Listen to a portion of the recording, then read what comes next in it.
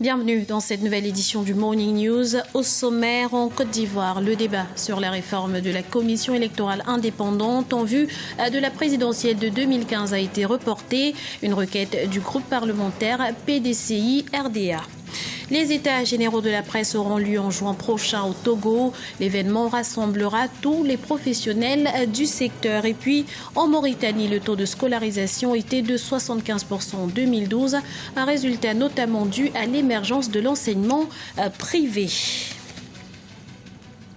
En Côte d'Ivoire, initialement prévu pour ce mercredi, le débat sur la réforme de la commission électorale indépendante a été reporté à une date ultérieure.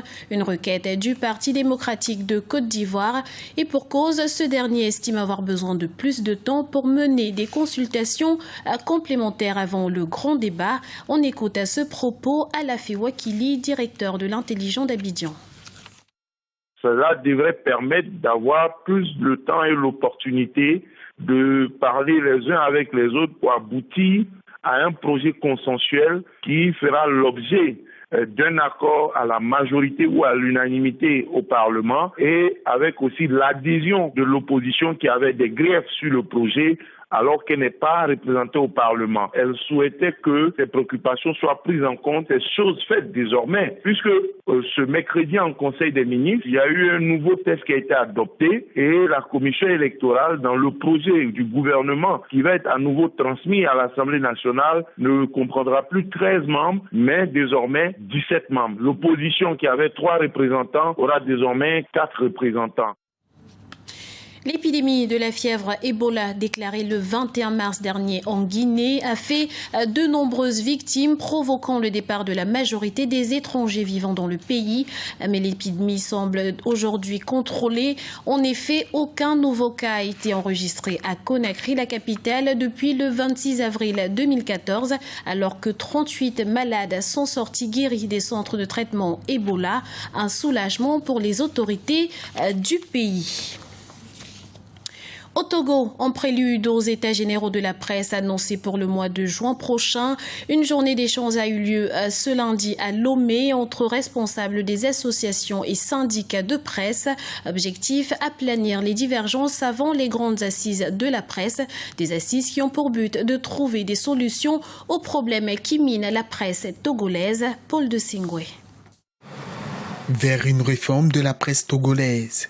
Les autorités ont annoncé pour le mois de juin 2014 la tenue des États généraux de la presse. L'événement réunira tous les acteurs de la presse au Togo. Il a pour objectif de réguler et de professionnaliser le secteur.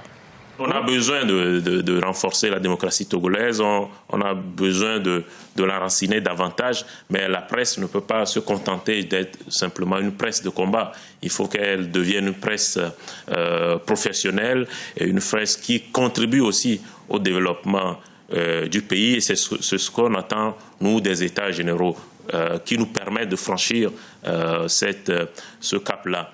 Jadis combattante et engagée, la presse togolaise était aux avant-postes de toutes les luttes sociopolitiques, voire économiques du pays. 20 ans plus tard, elle s'est généralisée et a perdu l'essentiel de ses combats. Par ailleurs, le manque de subventions conséquents et l'absence de formation sont également des obstacles au développement de la presse au Togo. Beaucoup arrivent dans le métier sans avoir la formation nécessaire et adéquate.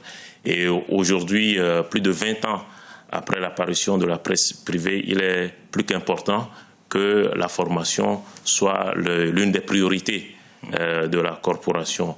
Et puis enfin, la mobilisation des moyens qui manquent. Cela passe nécessairement par la réussite des 2 premiers défis, mais la mobilisation des moyens permettra à la corporation de franchir une nouvelle étape.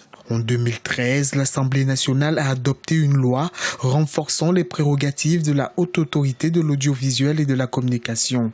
Avec cette loi, l'État togolais peut désormais suspendre un média sans saisir la justice. Les journalistes togolais ont d'ailleurs saisi le président de la République pour la suppression de cette loi. En Mauritanie, de nombreux parents font passer leurs enfants de l'école publique à l'enseignement privé, si bien que dans la capitale Nouakchott, de nouveaux centres d'enseignement privé ont vu le jour. Quel est leur poids dans le système éducatif du pays? Élément de réponse dans ce reportage de notre correspondant en Mauritanie, Franck Noudofina. En Mauritanie, l'enseignement privé gagne du terrain au détriment du public. De plus en plus de parents mauritaniens préfèrent inscrire leurs enfants dans les écoles et lycées privés. La raison serait la baisse du niveau de qualité et la pénurie d'enseignants dans les établissements publics. Les établissements d'enseignement maternel, fondamental et secondaire privés foisonnent aujourd'hui à Nouakchott, la capitale. Et leur rôle dans le renforcement du niveau des apprenants dans le pays n'est pas à négliger. Au complexe scolaire Cher Moussa, dans l'un des quartiers de Nouakchott, ils sont 2056 apprenants régulièrement inscrits. Chaque année, plusieurs dizaines d'élèves quittent le public pour continuer leurs cours ici. Il y a un suivi et en plus, on veille à ce que le programme soit appliqué. Aujourd'hui, vu les effectifs, vu le programme, vu la diversité des programmes et des effectifs, le public ne peut plus offrir aux enfants ou aux parents l'attente qu'ils ont de leurs enfants. Le rôle des écoles privées en Mauritanie aujourd'hui est indéniable. Mais un problème se pose. Toutes les écoles ne bénéficient pas du suivi et du sérieux qu'il faut pour une meilleure éducation des enfants. À noter aussi un manque de coordination entre les structures publiques de gestion de l'enseignement et les écoles privées.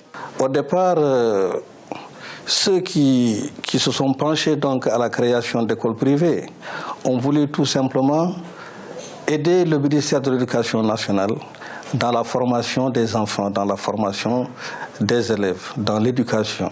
Les écoles privées ont développé l'offre scolaire en Mauritanie et ce sont elles qui ont bien souvent les meilleurs résultats aux examens nationaux. Le taux net de scolarisation en Mauritanie était de 75% en 2012. Les autorités ont saisi toute l'importance de l'enseignement en milieu privé. Mais pour passer du simple stade de l'inscription à l'école à l'amélioration du niveau des apprenants, la question de la mise en place d'un système de coordination entre le secteur public et le privé se pose.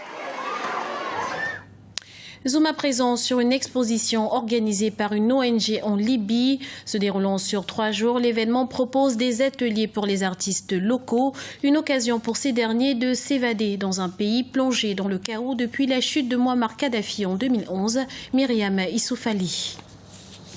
L'art et la culture en général, quelque peu délaissés en Libye, reviennent au goût du jour. Grâce à cette exposition d'art organisée par Arrêté, une organisation non gouvernementale, de jeunes artistes ont l'opportunité de présenter leurs créations et de laisser libre cours à leur imagination. Chaque œuvre est unique, mais beaucoup symbolisent des messages d'espoir ou de paix.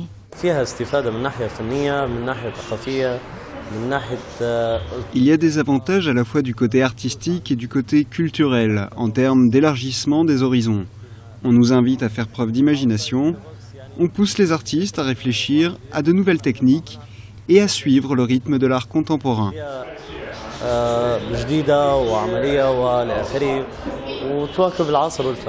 32 artistes locaux participent à l'événement, mais plusieurs étrangers sont également présents. Différents ateliers artistiques sont proposés. Les graffeurs, souvent marginalisés, ont également été invités à participer.